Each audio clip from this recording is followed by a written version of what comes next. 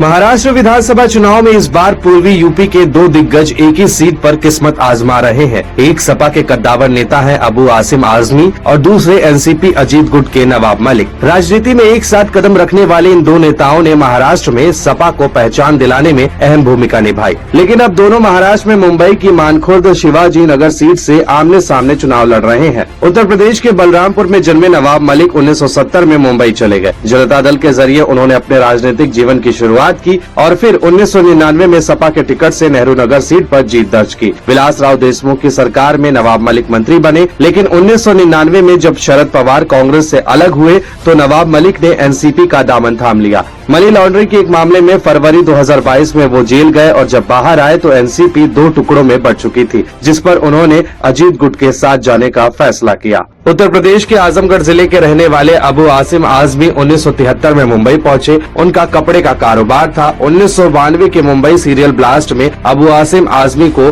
आरोपी बनाकर जेल भेज दिया गया। फिर 1995 के चुनाव से पहले अबू आसिम मुलायम सिंह यादव की मुंबई में एक सभा से इतने प्रभावित हुए कि उन्होंने राजनीति की शुरुआत की। धीरे धीरे वो मुलायम सिंह के खास बने और फिर नेताजी ने महाराष्ट्र की बागडोर उनके हाथ में सौंप दी। इसके बाद अबू आसिम मुंबई की मानखुर्द शिवाजी नगर सीट का प्रतिनिधित्व करने लगे।